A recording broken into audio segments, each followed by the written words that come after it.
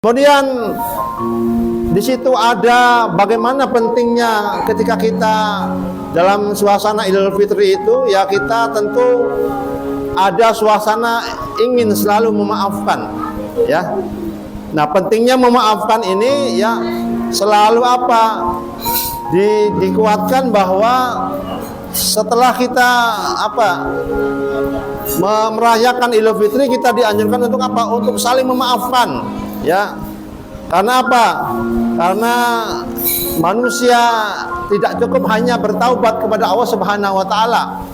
Ya, karena seseorang yang dia berdosa kepada Allah dan dosanya kepada manusia, nah tentu ini caranya berbeda, ya. Kalau kita berdosa kepada Allah Subhanahu wa taala, kita mungkin bisa bertaubat dan langsung memohon maaf kepada Allah, memohon ampunan kepada Allah.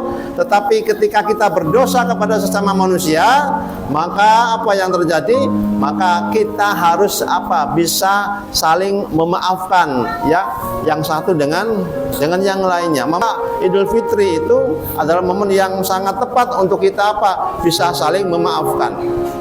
Dan dalam surat An-Nur itu dikatakan, dalam surat An-Nur ayat 22, bahwa ini ada kisah yang terbaik, ya. Di situ dikatakan, apakah tidak ingin Allah mengampuni dosamu, ya? Apakah tidak ingin Allah Subhanahu wa taala mengampunimu? Ya, itu kalimat itu atau kata dalam Quran itu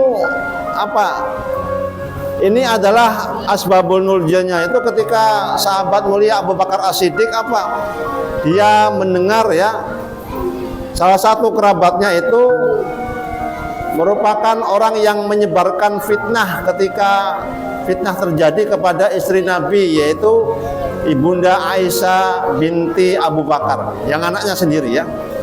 Dan ternyata yang menyebarkan fitnah dusta itu adalah salah satu kerabatnya beliau, ya. Yang kerabatnya itu adalah orang yang miskin dan kemudian itu diberikan satu pembiayaan untuk kehidupannya, ya. Dan Abu Bakar ini sangat sakit hati sekali, ya. Kenapa? Karena fitnah yang disebarkan oleh salah satu saudaranya yang bernama Mistah ini, ya, sangat menyakitkan beliau, ya.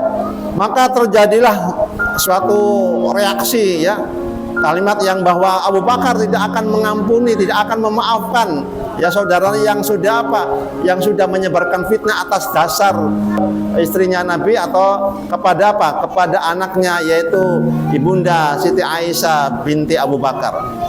Maka karena hal yang seperti itu, Abu Bakar As-Siddiq ditegur oleh Allah dengan diturunkannya sebuah ayat yang berkaitan dengan